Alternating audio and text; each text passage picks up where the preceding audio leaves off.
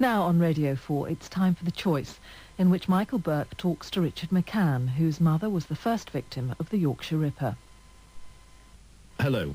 Richard McCann was just 5 when his mother went out one night and never came home. Her name was Wilma McCann, and that night in October 1975, she became the first victim of the Yorkshire Ripper, Peter Sutcliffe.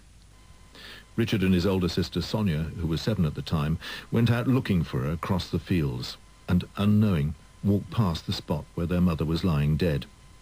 Sutcliffe was eventually convicted of murdering 13 women over 5 years. After a brief spell in a children's home, Richard and his 3 sisters went to live with their father, whom their mother had left because of his violence. After a difficult childhood, Richard went steadily off the rails, ending up in jail for drug dealing. His sister Sonia also had a traumatic life. Both at rock bottom, they made a desperate choice. They'd end it all together. Richard, how bad was it? As bad as it can get, as far as I was concerned at the time. You know, it felt as though, for me, there was no way out. You know, I couldn't control my situation any longer, and it felt like, I guess, taking my life was taking back some control, and I just felt so, I guess, angry at life and those events that had happened throughout my life that, you know what, I thought to myself, yeah, I'm out of here. Let's go right back. What do you remember of your mum and your early life? On the whole, I do remember it being quite difficult at home. I had no money, we were on the at-risk register, my mum was always being beaten. But I've got some fond memories as well of my mum, for example, taking me to hospital when I'd cut myself on my forehead, and I sat on her knee waiting to be seen by the doctor, and so I've got a few nice memories like that. But they're fleeting memories? Yeah. But warm ones? Yeah. You were only 5 when your mother was killed. What can you remember of that night?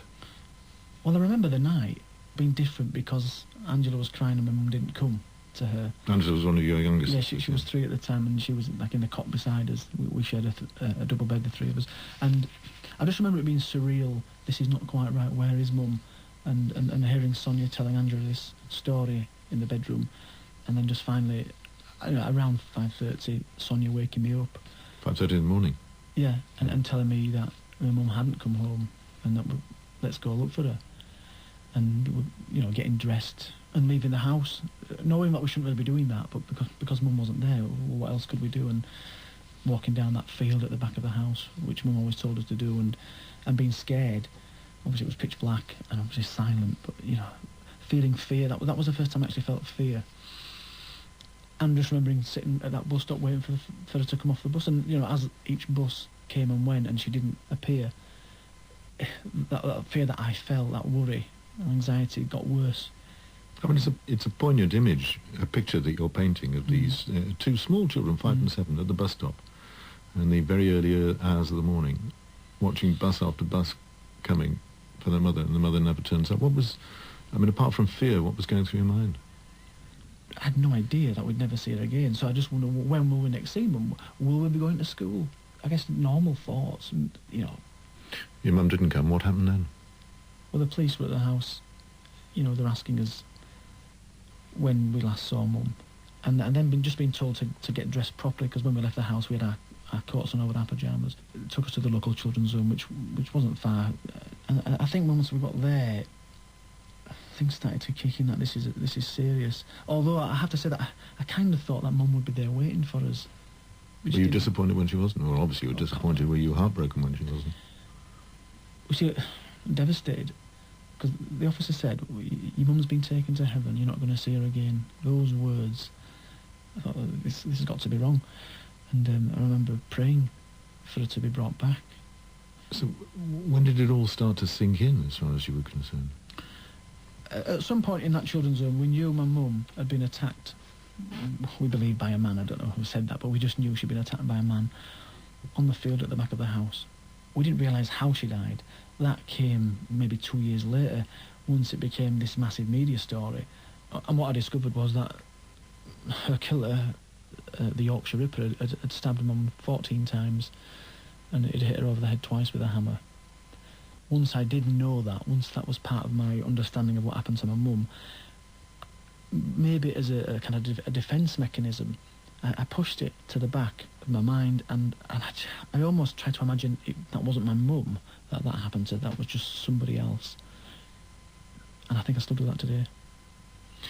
But it must, even subconsciously, have been having some kind of effect on you. In what way did it overshadow your life?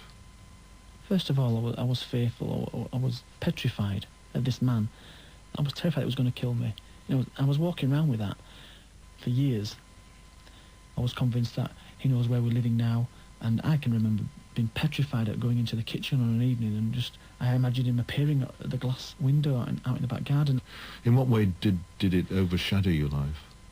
I always thought that school friends, everybody else seemed to be better than me, more sorted than me. I felt like I was damaged goods. I wasn't stupid. I knew that the way that these women were being portrayed, they weren't, good people. And that did nothing for my self-esteem. Were you able to talk to anybody about this? No, we didn't. It was a taboo subject.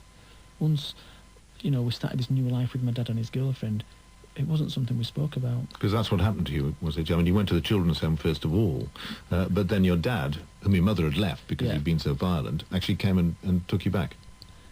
Yeah, he kind of stepped in and we set up home with him. What was it like living with him? I just remember it feeling a bit strange, but, I accepted that, okay, it's my dad, and we'll start again, start afresh. But we soon realised that my dad became a very violent man when he was drinking. How violent could he be when he was drunk?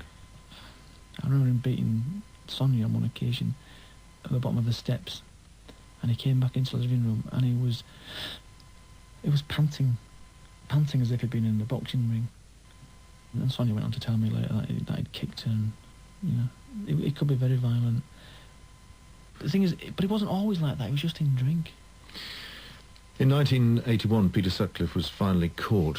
How did you feel about it? Well, I can remember it happening, and I can remember being relieved at last that this man had been caught, but also, it didn't matter to me. My mum was dead, even him being caught didn't change anything. Plus, I couldn't share it within the family. It was a taboo subject. You didn't even talk about it? No. How were the rest of the family coping? How about Sonia? She seemed to be going off the rails a little bit, or sticking up for herself, and in fact that was when she got her final beating by my dad, which, meant the NSPCC came to the house and took her away. That must have been a blow for you. It was. Because she must have been a bit of a prop. She was. She was the person that I looked up to, but she was taken away, and I missed her. Did you start to go off the rails then? I won't say I went off the rails for that reason. I was kind of going off the rails at the same age. Doing the same sort of thing? Doing the glue sniffing and the drinking. So by the time I actually got to 16, I decided I've had enough now. I'm old enough. Sonia had been given a flat by then, and I walked out of school, walked out of home and moved in with her. How did that work out? Okay to begin with, but it was a one-bedroom flat, and she was actually with her friend lived there as well, so it was a bit tight. But then we got into a bit of a fight, which is a bit sad really, but we got into a fight, and she kicked me out, and I walked back to my dad with my tail between my legs, and around that time his girlfriend left him, which was a bit difficult. So you decided to join the army? After a couple of dead-end jobs, I decided, well, it was one of the guys that I worked with decided, let's join the army. I went, yes, fresh start, let's start again. And I joined the Royal Artillery. Because of what had happened, because of the stigma that was attached to, I guess, Peter Sutcliffe and his victims, etc., I just couldn't tell anybody. I didn't want to tell anybody. I wanted to just be the same as them, so I said that she died in this car accident, and I got away with that. Went out to Germany, and it was okay, got myself a German girlfriend, and it was like I was on holiday, really. And then this magazine was brought back to the regiment. It was the murder case book. Peter Sutcliffe was in the first edition, and my mum's photograph was in there. Oh, I look a lot like my mum. And people were talking about it again. My sister Sonia, she's in the magazine. They just knew I looked like my mum. The McCann, Leeds, everything else, they all fitted together, and I couldn't deny it, And I had what I call a breakdown. I went crazy. I went crazy. I went round this village that I don't think has ever seen crime before, and I was just causing as much mayhem, and damage that I could and nicked a motorbike and damaging cars and fences. And I had this little twisted thought along the lines of, I'm going to leave my mark on society in a similar way to what he did, where everybody was talking about him when he was out there killing women. And I imagined them doing the same about me. And I basically found myself on the psychiatric ward of the military hospital. They labelled me as being a person with a personality disorder. And they sent me on my way, medically discharged me back to UK. But I just kind of shrugged it off and started again. But you were back to square one in a sense. You'd tried this new start, you'd joined the army, entirely new world, you'd even gone abroad. Yeah.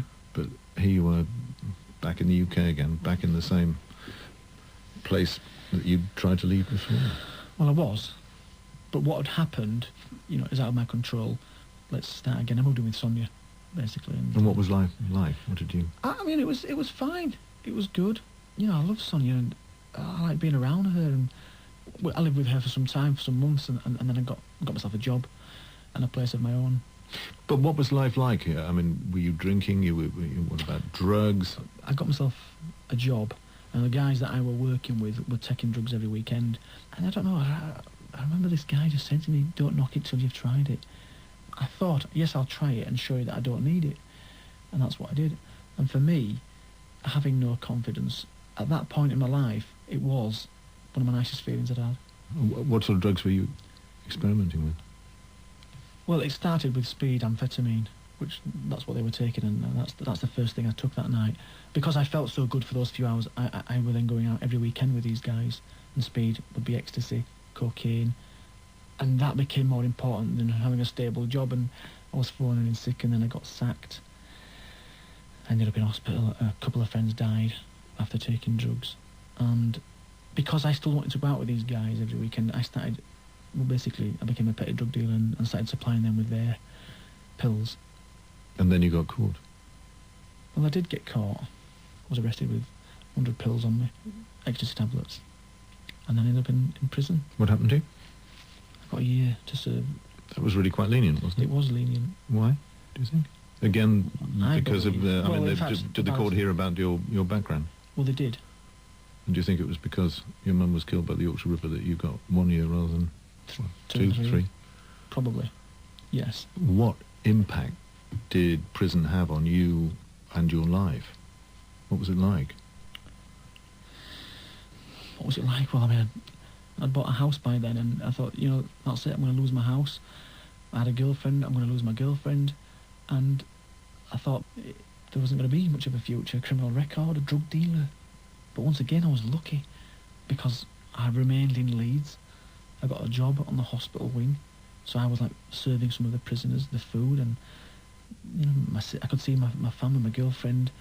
And your sister Sonia came to see you regularly? Yeah. And Sonia did at least help, didn't she, with the house, trying to keep the parents? She's the only person that helped. Well, she paid some money, like £10 a month or something, just a token payment, to ensure I kept the house whilst I was in there.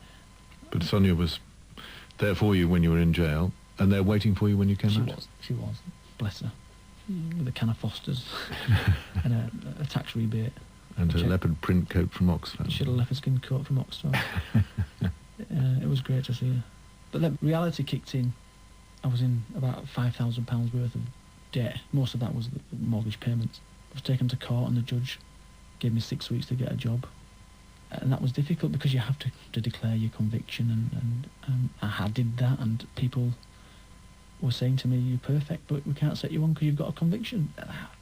I felt badly done. I felt... About 5 weeks later, I gave up. I realised, there's nothing I can do here. I can't improve my situation. My house is... Your house is going to be taken off you? Yeah, I was so proud of owning that house. And by then, my girlfriend had left me.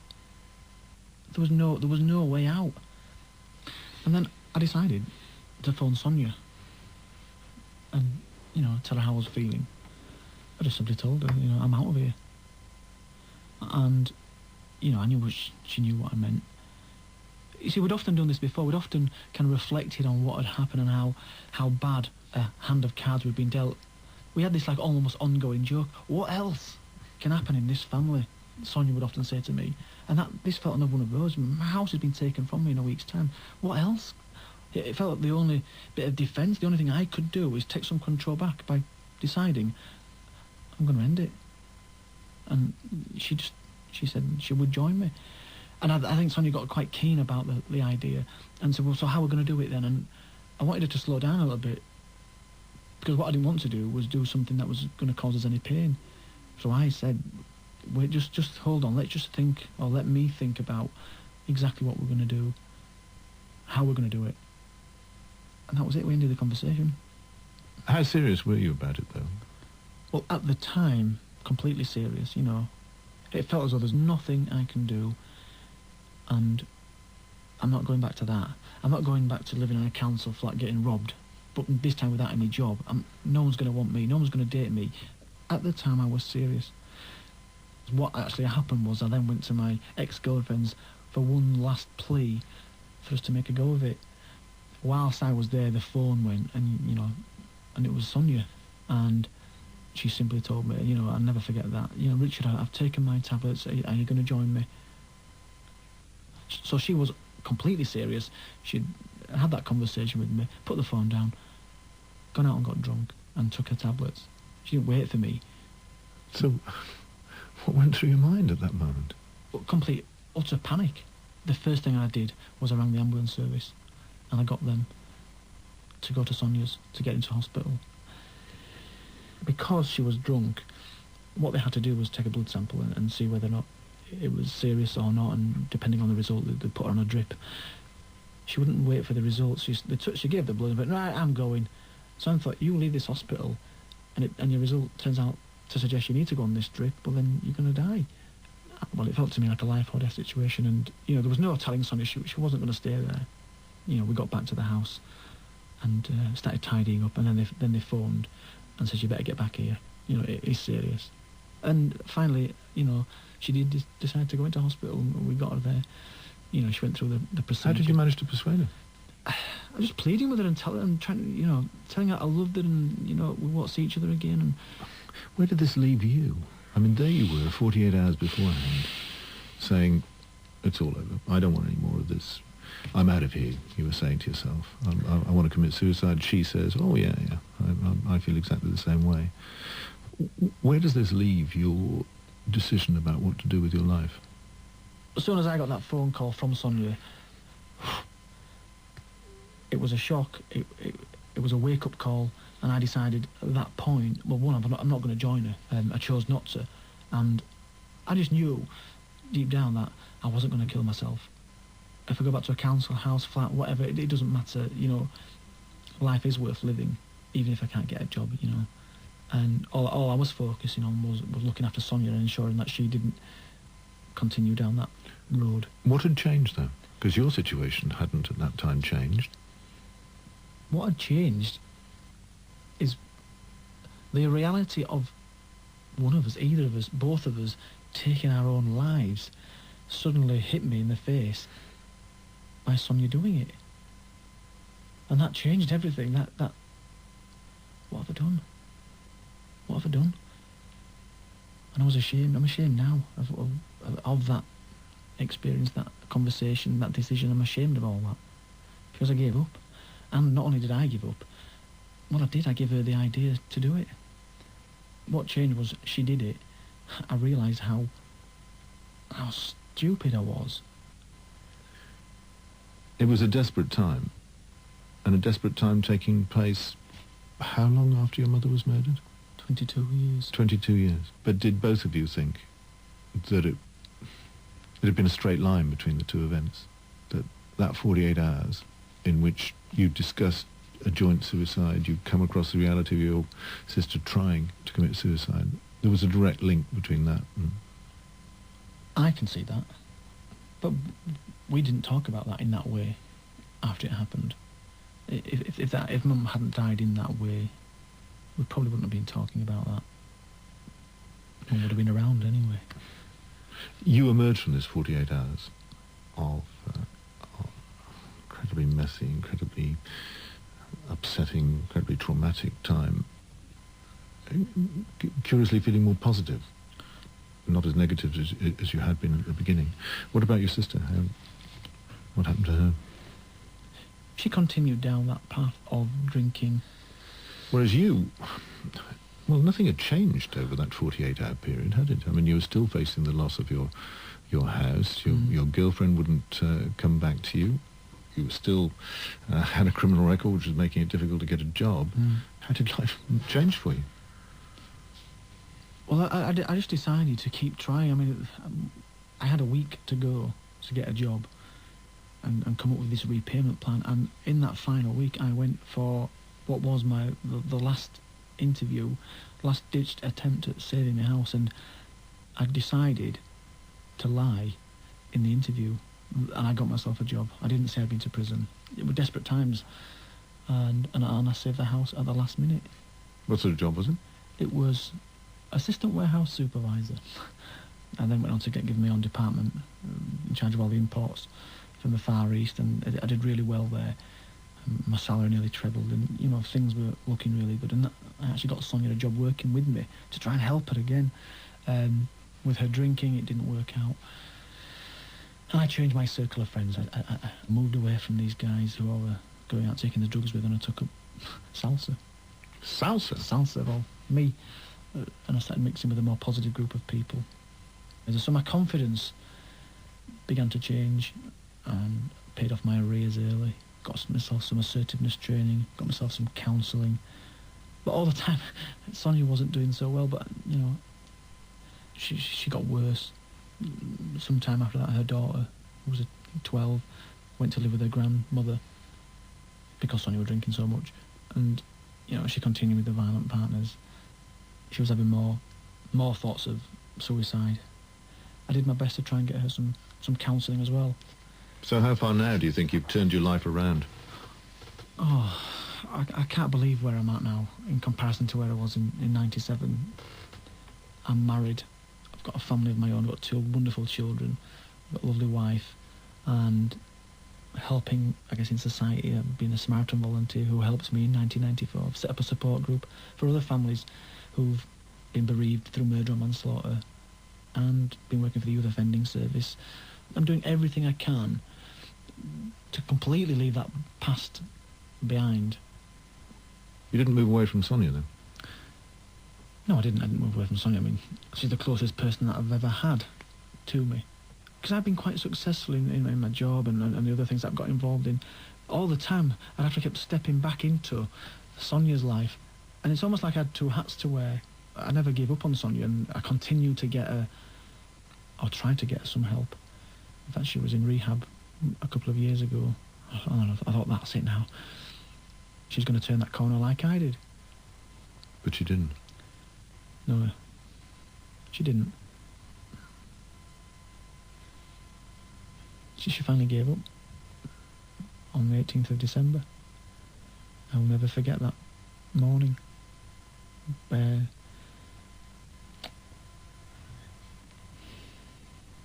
we lost her.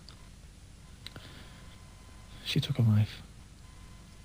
And I knew when my other sister found her. And she said, "Richard, you better come." And I said, "Well, where are you?" She went, "I'm at Sonia's." And I said, "Is everything all right?" She went, "No." That was it. That's all I needed to hear. I knew. I was in the right state. And I just got in my car, and I shouldn't have drove really. I was screaming in the car, "Please, no." And then I got there, and, you know, the ambulance was there. And then I knew she would died. And I just said, "What's she done?" They said, "Oh, she's hung herself." Once they said those words, I knew that's it. She's gone. That was 7 months ago. It's very difficult, listening to what you're saying, to get rid of that rather terribly poignant idea of the 5-year-old and the 7-year-old going out looking for their mother who'd been murdered by this killer. And it's somebody with whom you shared all the consequences of that. And I mean, you've built another life, but actually she was your life's companion for a lot of it. She was.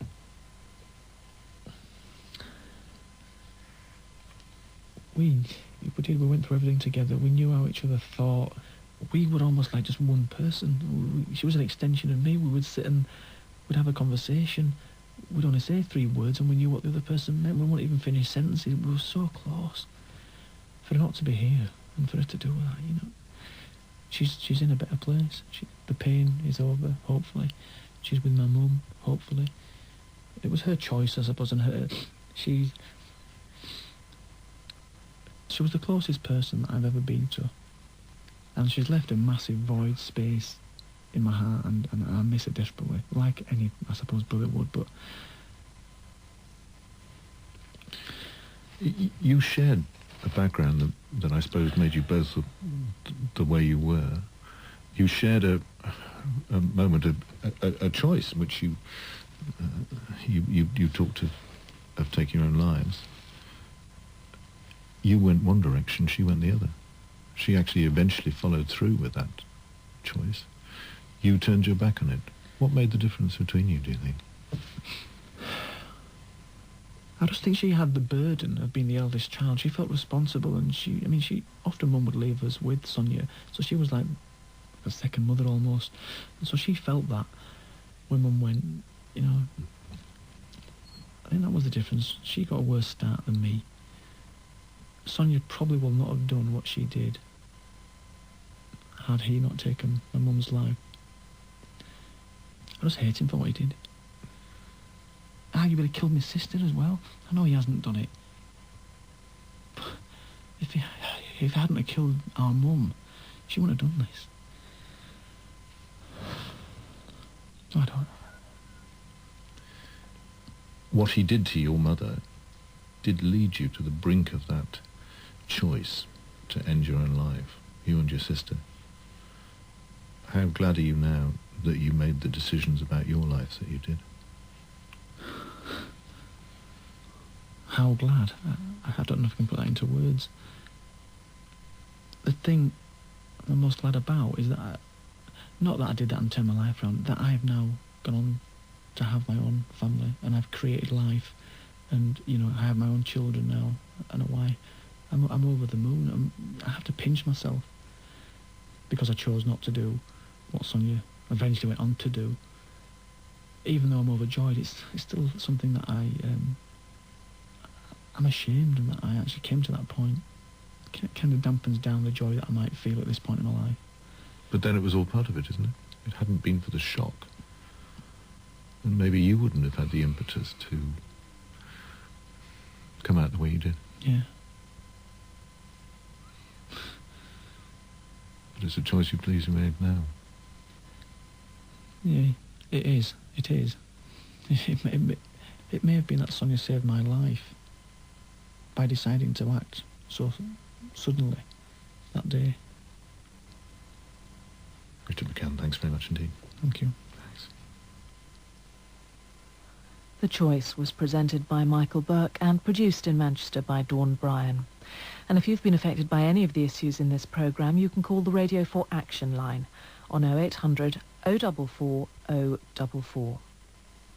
There's all of the day's news in the world tonight next, but before that, time for a quick look at tomorrow's weather. Many inland parts will start dry with some sunshine. There'll be scattered showers over western coasts with more persistent rain expected over Wales and northern England during the afternoon. This is BBC Radio 4.